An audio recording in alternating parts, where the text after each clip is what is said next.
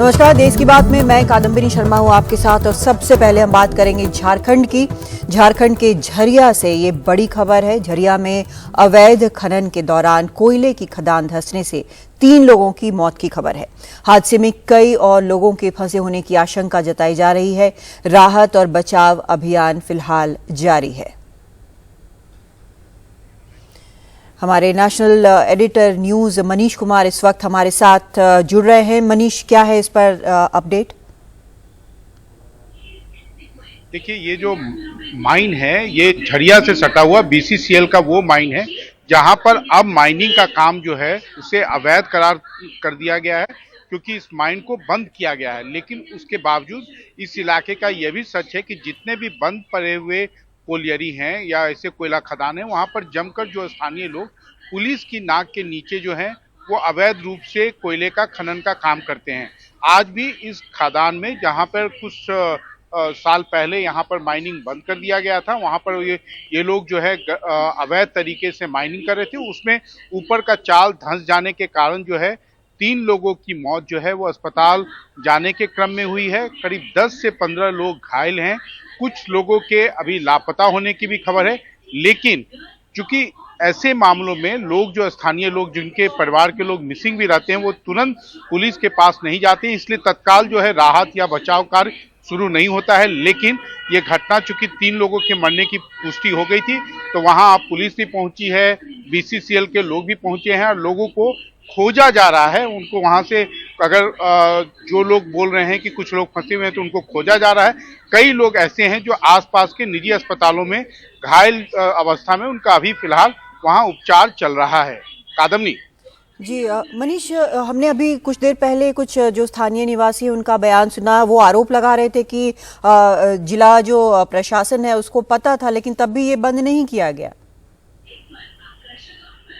देखिए, जो भी अवैध खनन होता है, जैसा कि मैंने आपको पहले भी कहा, जो स्थानीय थाना है उसके नाक के नीचे होता है, उनकी मिली भगत होती है और वैसे में ये लोग करते हैं। और जो खनन के काम में लगे जो लोग भी होते हैं उनका ऐसा कोई ना कोई अपना पारिवारिक पृष्ठभूमि होता है कि उनके परिवार के लोग ऐसे कोई हुए हैं जो बीसीसीएल में अभी भी काम कर रहे हो या वहां से रिटायर कर रहे हो, इसलिए उनको एग्जैक्टली आइडिया होता है कादम्बनी कि कहां पर कैसे माइनिंग की जाए, जिससे कि शाम होने तक कुछ घंटों के बाद उनके पास में इतना कोयला हो कि बाजार में बेचकर वो अपनी जीविका के लिए जो है कुछ पैसे कमा सके। कादम्बनी, बहुत शुक्रिया मनीष आपका इस पूरी जानकारी के लिए। और इसी सब के चक्कर में, अवैध कोयला खनन के चक्कर में 3 लोगों की जान चली गई है, कुछ लोग लापता हैं और कई लोग घायल यहाँ पर हैं, जैसा मनीष ने बताया।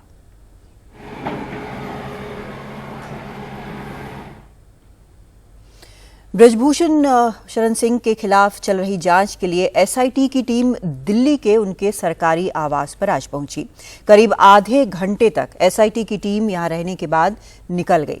पुलिस सूत्रों के मुताबिक एसआईटी की 6 सदस्यीय टीम महिला पहलवान के साथ दोपहर 1:30 बजे वहां पहुंची। हालांकि जिस वक्त एसआईटी की टीम ब्रजभूषण के आवास पर पहुंची उस वक्त वो अपने आवास पर नहीं थे, लेकिन अब सबकी निगाहें जांच रिपोर्ट पर लगी हैं। इस पर रवीश रंजन शुक्ला और जानकारी दे रहे हैं। ब्रजभूषण शरण सिंह के खिलाफ जो है वो जो भी आरोप लगे उसके तहत एसआईटी की जांच इस वक्त चल रही है। और आज एसआईटी की टीम ब्रजभूषण सिंह के इस सरकारी आवास में तकरीबन दोपहर को 1:30 बजे आई और उनके साथ में एक महिला पहलवान भी थी। और उसके बाद में तकरीबन आधे घंटे इस बंगले का जायजा लेने के बाद में पुलिस की टीम उस महिला पहलवान को लेकर चली गई। ये बताया जा रहा है कि एक आईपीएस ऑफिसर भी उस टीम में मौजूद थे, 2 महिला कांस्टेबल भी थीं और वो यहाँ पर लेकर जो है वो एक महिला पहलवान को आई थी। पुलिस सूत्रों के मुताबिक चूंकि एसआईटी की जांच चल रही है और अब तक 200 से ज़्यादा लोगों के इसमें बयान दर्ज किए जा चुके हैं और इस जांच का फलक जो है वो काफ़ी बड़ा है, क्योंकि दिल्ली, झारखंड और विदेश तक में जो है वो इस जांच के तार जुड़े हुए हैं। विदेशों के फेडरेशन से भी जो है दिल्ली पुलिस ने चिट्ठी लिखकर बाकायदा तमाम सारी जानकारी मांगी है। तो 15 तारीख को एसआईटी अपनी जांच रिपोर्ट पेश करेगी और खुद ब्रजभूषण शरण सिंह का 2 बार दिल्ली पुलिस बयान ले चुकी है। और ना सिर्फ इस घर पर, बाकी जो गोंडा का घर है ब्रजभूषण शरण सिंह का, वहाँ पर भी पुलिस जा चुकी है। कुछ लोगों के वहाँ पर बयान भी दर्ज किए गए हैं। तो अब एसआईटी को चूंकि 15 तारीख को रिपोर्ट दर्ज करनी है, रिपोर्ट सौंपनी है, तो उसी के तहत, उसी जांच के तहत आज ये बताया जा रहा है कि महिला पहलवान को लेकर पुलिस की टीम यहाँ पर पहुंची थी। आधे घंटे यहाँ पर पुलिस की टीम रुकी और जो अंदर के सूत्र हैं वो यही कह रहे हैं कि उन्होंने किसी से पूछताछ नहीं की है। वो कई सारी जगहों को उन्होंने देखा है, चूँकि कुश्ती संघ के अध्यक्ष के तौर पर वो यहाँ पर तमाम सारे जो पहलवान हैं उनसे मिलते रहे हैं, तो उसी को बयानों के वेरिफिकेशन करने के लिए पुलिस यहाँ पर आई हुई थी। ये कहा जा रहा है क्योंकि ये एक प्रक्रिया होती है कि जब कोई बयान देता है, वो जगह का अगर जिक्र करता है तो उस जगह पर जाकर पुलिस वेरीफाई करती है कि आखिर ये वैसी जगह है जैसा बयान में बताया गया है कि नहीं। तो ये सारे एक जांच के एक पहलू हैं और इसी प्रक्रिया के तहत जांच की वो पुलिस की टीम यहाँ पर आई थी। अब देखना है, चूँकि 15 तारीख को पुलिस को अपनी रिपोर्ट सौंपनी है, उस रिपोर्ट में क्या कुछ कहा जाता है। लेकिन निश्चित तौर पर इस पूरे मामले में कई उतार चढ़ाव आए हैं। आपको पता है कि जो पीड़ित लड़की है, पुलिस सूत्रों के मुताबिक उसके भी जो बयान हैं वो बदले गए हैं और उस पीड़ित लड़की के पिता का भी बयान अब आ चुका है। और साथ में जो धरने पर महिला पहलवान बैठी हुई थी, जो पहलवान धरने पर बैठे हुए थे, उनकी भी मुलाकात गृह मंत्री से भी हो चुकी है, खेल मंत्री से भी हो चुकी है। और बाकायदा गृह मंत्री ने ये बोला है उन पहलवानों को धरना जो दे रहे थे कि आपको पुलिस की जांच पर भरोसा रखना चाहिए और देखना चाहिए कि पुलिस अपनी जांच में क्या कुछ कहती है। तो निश्चित तौर पर पुलिस इस पूरे मामले पर फूंक फूंक कर कदम रख रही है। यही वजह है कि जाँच की प्रक्रिया के तहत आज एसआईटी की टीम वो ब्रजभूषण सिंह के इस दिल्ली स्थित सरकारी आवास में आई थी। आधे घंटे रुककर अब वो जा चुकी है। दिल्ली से संजय कौशिक के साथ रवीश रंजन शुक्ला, एनडीटीवी इंडिया। और अब खबर कर्नाटक से। कर्नाटक की कांग्रेस सरकार स्कूल के पाठ्यक्रम में बदलाव लाने जा रही है, जिसे लेकर विवाद खड़ा हो सकता है। बीजेपी ने चेतावनी दी है कि अगर बदलाव किया गया तो वो चुप नहीं बैठेगी। पहली से लेकर 10वीं क्लास तक के पाठ्यक्रम में कुल 8 बदलाव 2022 में भुमई सरकार ने किए थे, जिनकी समीक्षा की जा रही है। बीजेपी बदलाव के पक्ष में नहीं है। Is absolutely wrong. ये उनका एक तरह से नियत है, उनका डीएनए है कि they want to write off what out of history however is not part of the dynasty. ये तो उनका एक तरह से एक रिपीटेड बिहेवियर है ना इनका। हेगडेवार जी के बारे में एक तो इरेज करना या गलत मिसइंफॉर्मेशन क्रिएट करना, एक तरह से it is doing a huge disservice. It is a crime against the people of India, the crime against the youth of India. Congress की सिद्धरमैया सरकार ने पाठ्यक्रम में बदलाव की प्रक्रिया शुरू कर दी है। शिक्षा मंत्री मधु बंगारप्पा के मुताबिक सरकार इस साल के लिए छापी गई किताबें वापस नहीं लेगी, बल्कि किन चैप्टर्स को पढ़ाया जाए और किसे नहीं, इससे जुड़ी एक दिशा निर्देश पुस्तिका जारी करेगी। अगर नए चैप्टर्स जोड़े जाएंगे तो वो भी इसमें शामिल होगा। तकनीकी समिति पाठ्यक्रम की समीक्षा कर रही है। समिति की सिफारिश इस महीने कैबिनेट के सामने रखी जाएगी। कैबिनेट से मंजूरी मिलने के बाद ही दिशा निर्देश जारी किए जाएंगे। end of this month. So I have इस महीने के आखिर तक हमें उम्मीद है कि बदलाव ले आएंगे। मैं बच्चों के हित में कर रहा हूँ। किस राजनीतिक दल ने क्या किया, क्या सोचा, वो मैं नहीं जानता। विवाद तब भी खड़ा हुआ था जब बीजेपी की भुमई सरकार ने कन्नड़ा भाषा की 8वीं के एक चैप्टर में जोड़ा कि वीर सावरकर अंडमान निकोबार की जेल से बुलबुल पक्षी के पंखों पर बैठकर देश का जायजा लेने आया करते थे। विवाद आरएसएस के संस्थापक केशव बलिराम हेडगेवार के भाषण को एक अध्याय के तौर पर शामिल करने पर भी उठा। टीपू सुल्तान और समाज सुधारक पेरियार पर चैप्टर को लेकर भी विवाद हुआ। सरकारें बदलती हैं और इसके साथ ही बदल दिया जाता है स्कूल का पाठ्यक्रम। शिक्षकों को तो इसके पीछे की राजनीति समझ में आती है, लेकिन मझधार में फंस जाते हैं अबोध छात्र, जिन्हें यह समझ में नहीं आता कि जो वो पहले पढ़ रहे थे वो ठीक था या जो अब उन्हें पढ़ाया जा रहा है वो ठीक है। बेंगलुरु से कैमरामैन गोविंद मूर्ति के साथ निहाल किदवई, एनडीटीवी इंडिया। उधर श्रीनगर के एक स्कूल में अबाया पर पाबंदी को लेकर विवाद खत्म हो गया है। प्रिंसिपल ने पाबंदी का इल्जाम झूठा बताया है। कोई रूल एंड रेगुलेशन ऐसा नहीं है, कोई पॉलिसी ऐसी नहीं है जिसमें कहीं अबाया विवाद के एक दिन बाद श्रीनगर के विश्व भारती उच्च माध्यमिक स्कूल में दिन सामान्य चल रहा है। प्रिंसिपल ने माफी मांग ली है। उन्होंने छात्राओं को स्कूल में अबाया पहनने की इजाजत नहीं दी थी, जिसके बाद आतंकियों ने उन्हें धमकी दी। हालांकि प्रिंसिपल ने कहा था कि छात्राएं हिजाब पहनकर आ सकती हैं, लेकिन सोशल मीडिया पर छात्रों का विरोध इस तरह वायरल हुआ कि अबाया बड़ा मुद्दा बन गया। प्रिंसिपल का कहना है कि अबाया पहनने पर कोई रोक नहीं है और पाबंदी का इल्जाम झूठा है। ये हमने यूनिफॉर्म में रखा है हिजाब यहाँ सब बच्चों का। ये कलरफुल में आते हैं, किसी बच्चे का एक डिजाइन होता है, किसी बच्चे का दूसरा डिजाइन होता है। तो मैंने इनको कहा लंबा सा हिजाब लाइए आप, जो नीज को भी टच करे, नीज से नीचे तक होगा, वो लगाइए व्हाइट कलर का, ताकि ये यूनिफॉर्म में आ जाए। स्कूल में ज्यादातर छात्राएं हिजाब पहनती हैं। ये यूनिफॉर्म का एक हिस्सा है, मगर कुछ छात्राओं ने अबाया के बिना आने से इनकार कर दिया और प्रदर्शन किया। उन्होंने प्रिंसिपल पर ड्रेस कोड लगाने का आरोप लगाया। हमें कल तक स्कूल में एलो नहीं किया जाता था, बोल रहे थे कि आप लोग को अबाया लगा के तो हम आपको एलो नहीं करेंगे, ये स्कूल का हिंदू ओरिजिन है तो हम आपको अबाया में कैसे देंगे आने, और हमें दरवाजा बंद किया जाता था। लेकिन अब फिर जब सुबह से मीडिया वगैरह आई, पुलिस वगैरह आई, तो फिर अब इन लोगों ने अपनी स्टेटमेंट्स चेंज की और बोल रहे कि अब आप आ सकते हो।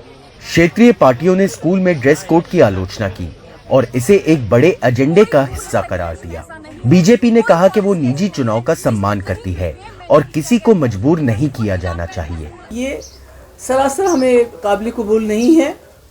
इसका बहुत जो है बुरा रिएक्शन होगा, क्योंकि कौन किस लिबास में रहना चाहता है ये हमारी ज़ाती मर्जी होनी चाहिए। कोई इस पे ठोसना नहीं चाहिए, कोई चीज़ आप ठोस नहीं सकते किसी पे। जैसे व्यक्ति को जिस प्रकार से वो जहाँ जाना चाहता है वो वहाँ जाए, वो साड़ी पहन कर जाना चाहे साड़ी पहन कर जाए, फिराक शलवार पहन कर जाना चाहे उसमें जाए, हमें कोई आपत्ति नहीं है। वो उसकी अपनी ज़बरदस्ती नहीं होनी चाहिए। बस बच्चे वापस क्लासों में हैं और जो विवाद अबैया के मुतल्लिक खड़ा हुआ था अब लग रहा है ख़त्म हो चुका है। लेकिन इस विवाद का शिकार स्कूल की प्रिंसिपल बनी, जिनकी खता सिर्फ ये थी कि उसने बच्चों को ये बताया कि आप स्कूल यूनिफॉर्म में ही स्कूल आया करें। श्रीनगर से नज़ीर मसूदी, NDTV इंडिया के लिए।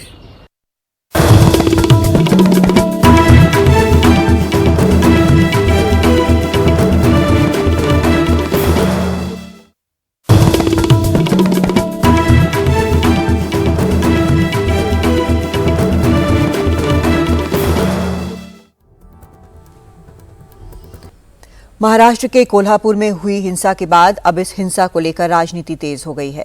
शिवसेना उद्धव ठाकरे गुट के सांसद संजय राउत ने दावा किया है कि इस हिंसा को अंजाम देने के लिए बाहर से लोगों को लाया गया, जबकि इसका जवाब देते हुए शिवसेना शिंदे गुट के सांसद धैर्यशील माने ने कहा कि कुछ लोगों को औरंगाबाद का नाम छत्रपति संभाजी नगर रखे जाने से आपत्ति है और इसलिए ऐसा हो रहा है।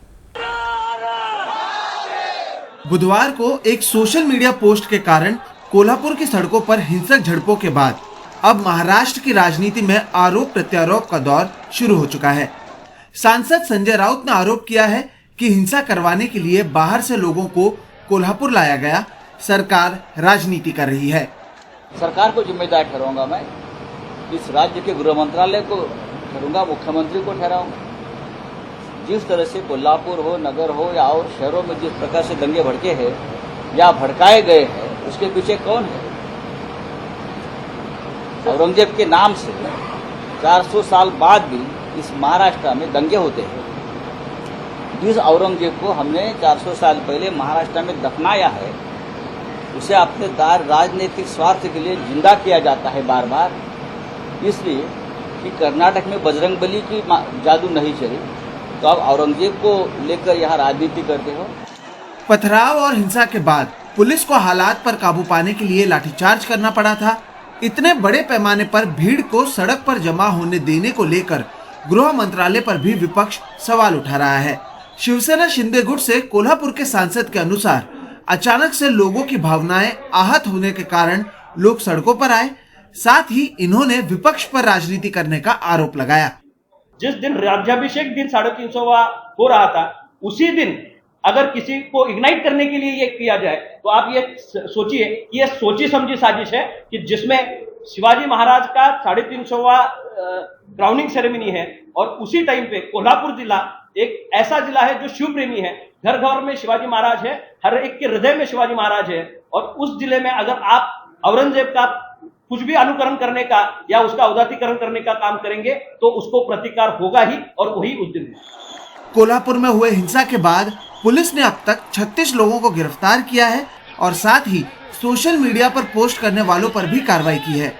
इलाके में अब सब कुछ काबू में है और पुलिस की भारी सुरक्षा मौजूद है, लेकिन इस सब के बीच अब नेताओं की ओर से इस पूरे मामले को लेकर बयानबाजी शुरू हो चुकी है।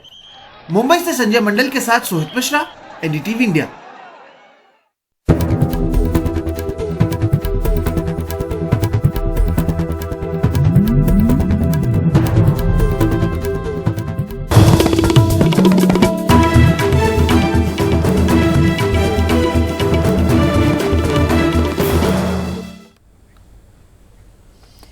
Meera road live in relationship murder में नया खुलासा हुआ है। मृतका सरस्वती वैद्य आरोपी मनोज साने को मामा पुकारती थी, जबकि दोनों ने मंदिर में शादी भी किया था।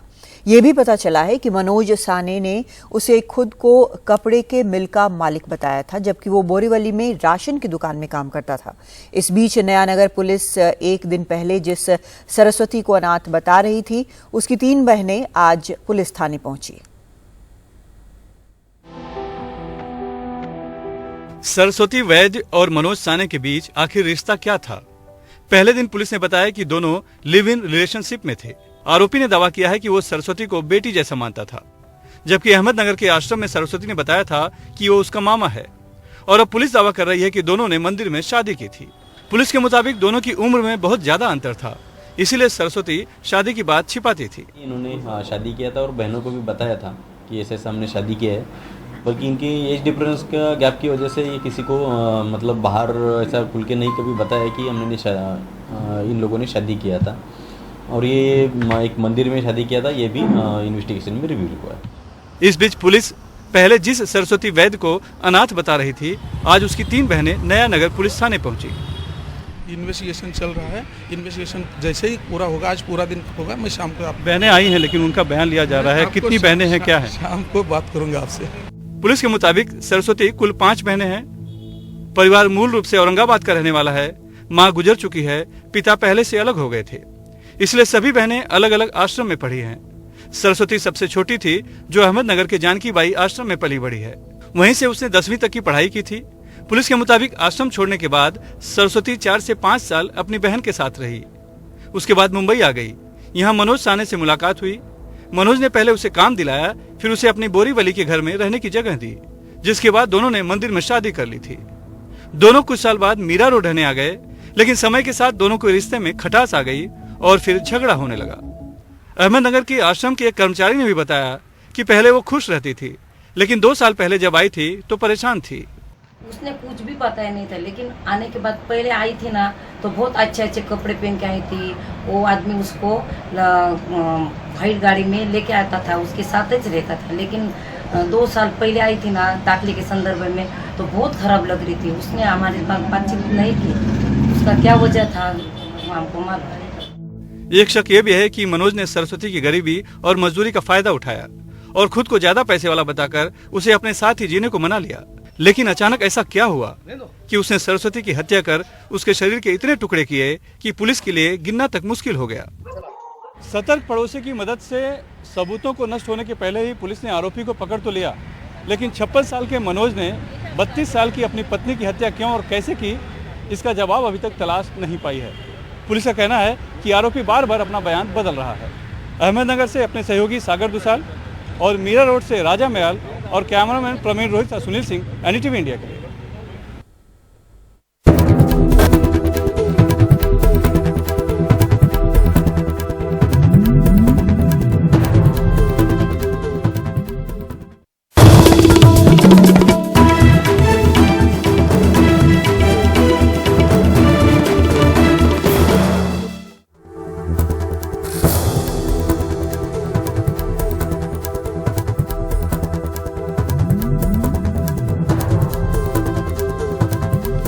और अब खबर आपके स्वास्थ्य से जुड़ी। 10 करोड़ से ज्यादा लोग भारत में मधुमेह यानी डायबिटीज के शिकार हैं। करीब 4 साल पहले ये तादाद 7 करोड़ के करीब थी। आईसीएमआर की ये स्टडी लैंसेट मेडिकल जर्नल ने पब्लिश की है। चिंता इस बात की है कि करीब 13.5 करोड़ लोगों की बड़ी आबादी प्री डायबिटीज स्टेज पर है। नोएडा के रहने वाली 60 साल की अनुपा आर्या को पिछले 15 साल से डायबिटीज है। अनुपा जैसे ही भारत की 10 करोड़ से ज्यादा की आबादी इस बीमारी की चपेट में है, यानी करीब 11.5% आबादी डायबिटिक है। बीमार करने वाला यह आंकड़ा तेजी से बढ़ रहा है। महज 4 साल के भीतर डायबिटीज से पीड़ितों की संख्या में 3 करोड़ से ज्यादा का इजाफा हुआ है। हमने पूरे देश में ये स्टडी किया, हमने देखा कि लगभग 10% लोगों को डायबिटीज या हाई ब्लड शुगर की बीमारी है, और इसकी वजह से अब उसके ऊपर क्या किया जा सकता है, ये सबसे इम्पोर्टेंट है, सबसे ज़रूरी है। ये बहुत ही प्रिवेंटेबल है। डायबिटीज, प्री डायबिटीज पूरी तरह से रिवर्सेबल है। तो अगर आपको डायबिटीज भी है तो रिसर्च ने दिखाया है कि 60% से ज़्यादा बिना दवाइयों के लोग उसको बिल्कुल अपने डायबिटीज से मुक्ति पा सकते हैं। एक बड़ी आबादी डायबिटीज होने के खतरे के करीब है। इस आंकड़े को प्री डायबिटीज कहा जाता है। ऐसे लोगों की तादाद 13 करोड़ 60 लाख है और देश की आबादी का 15%। ये वो लोग हैं जिनका ब्लड शुगर सामान्य से ज्यादा तो है, पर उतना नहीं जिसमें इनको डायबिटिक कहा जा सके। डायबिटीज के ज्यादा मरीज गोवा में 26.4%, पुदुचेरी में 26.3%, केरल में 25.5%, चंडीगढ़ में 20.4% और दिल्ली में 17.8% हैं। अगर आप अपनी डाइट में 10% तक कार्बोहाइड्रेट कम कर लें और दालों, हरी सब्जियों, फलों को अपनी डाइट में शामिल करके 10% तक प्रोटीन बढ़ा लें, तो वो आहार संतुलित और स्वस्थ होगा। साथ ही हमें फिजिकल एक्टिविटीज पर भी ज्यादा से ज्यादा ध्यान देना होगा। इस शोध के मुताबिक केवल डायबिटीज ही नहीं, बाकी दूसरी बीमारियों ने भी लोगों को अपनी चपेट में ले रखा है। 35.5% आबादी को हाइपरटेंशन, असामान्य कोलेस्ट्रॉल लेवल 81.2% में, मोटापा 28.6% में और एब्डोमेन ओबेसिटी 39.5% में देखा गया है। इशारा खतरे का है, लिहाजा बीमारी के इस खतरे को पहचानिए। खान पान से लेकर अपने तौर तरीके बदलिए। समझ और समझदारी बीमारी को टाल सकती है। नई दिल्ली से परिमल कुमार, एनडीटीवी इंडिया। मनोचिकित्सकों का मानना है कि मानसिक बीमारी आग की तरह फैल रही है। 100% मानसिक रोगियों की संख्या में बढ़त है। अलग अलग तनाव के कारण है, पर आपराधिक सोच तक पहुंचने वाले रोगियों में कॉमन फैक्टर है नींद न आना और नशे की लत। हर उम्र और वर्ग इसका शिकार है। देखिए मुंबई से ये रिपोर्ट। 20 साल का ये नौजवान पेशे से दर्जी है। 40 दिनों से नींद नहीं आई, मरने मारने का ख्याल आता है। मुंबई के बीएमसी अस्पताल सायन में इलाज चल रहा है। डे नाइट काम करने से उसको माइंड पे कुछ असर हुआ है और पेमेंट नहीं मिला, उसके लिए वो मतलब टेंशन लिया है। उसकी वजह से सोता नहीं है, उसकी वजह से यहाँ लाना पड़ा।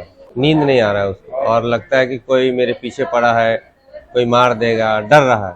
40 दिन से हो रहा था उनको और 40 रात दिन वो बिल्कुल सोए नहीं, एक मिनट भी। ऐसा उनके पिताश्री ने बोला और उनके भाई ने।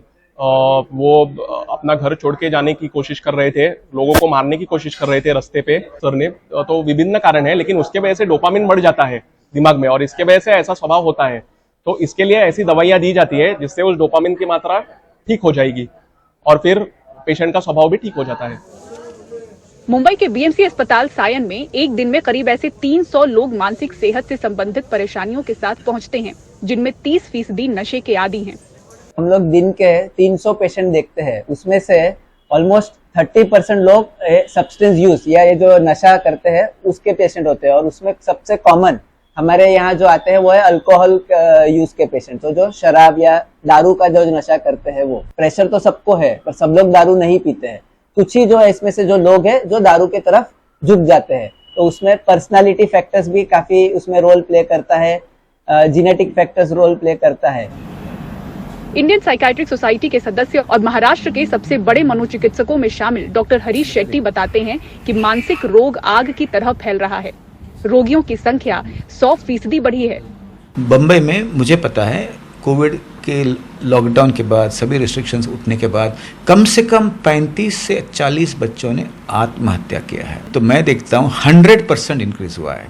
10-11 साल के बच्चे भी आत्महत्या के बारे में बात करते हैं। 8 से 9 हज़ार साइकियाट्रिस्ट है। साइकियाट्रिस्ट की संख्या बढ़ना चाहिए, पर उस समय तक हम राह नहीं देख सकते हैं। यहाँ आग लगी है और हमें लगता है कि बम्बा फायर ब्रिगेड नहीं, तो हमें और कुछ करना होगा। अपनी जान देने के बढ़ते मामलों को देखते हुए मुंबई में भांडू पुलिस ने जागर नाम से मुहिम शुरू की है। 8-10 महीने से हमने ये देखा है कि ये बहुत ज़्यादा केसेस आ रहे हैं। बच्चे या बड़े आत्महत्याओं की केसेस बहुत ज़्यादा बढ़ रहे हैं। उसकी वजह से हमने उसका स्टडी करके उसके कारणों का हमने जानकारी ली, तो पता चला कि फाइनेंशियल क्राइसिस, कुछ मैरिटल अफेयर्स, ये ऐसे अलग अलग रीजंस उसके दिखने में आए। जागर नाम का कार्यक्रम हमने शुरू कर दिया, जिसमें हम लोगों को इकट्ठा करके उनसे बातचीत करते हैं और उनके प्रॉब्लम्स के बारे में जानकर उनको सही तरीके से गाइडेंस करते हैं। मानसिक रोगियों में तनाव का मुख्य कारण आर्थिक हालात, पारिवारिक कलह, रिश्तों का टूटना जैसे कई अलग अलग वजह हैं। लेकिन जिन लोगों में हिंसात्मक सोच आती है उनमें नींद का ना होना एक कॉमन फैक्टर नजर आ रहा है, जिसके बारे में कहा जाता है कि ऐसे तनाव से डोपामिन रसायन की मात्रा बढ़ती है, जिससे आपराधिक सोच पैदा होते हैं। तो अगर नींद की कमी आप में भी नजर आ रही है तो आप ये समझ लें कि मानसिक सेहत पर गौर जरूरी है, वो भी जल्द। मुंबई से कैमरा पर्सन अल्ताफ के साथ पूजा भारद्वाज, NDTV इंडिया।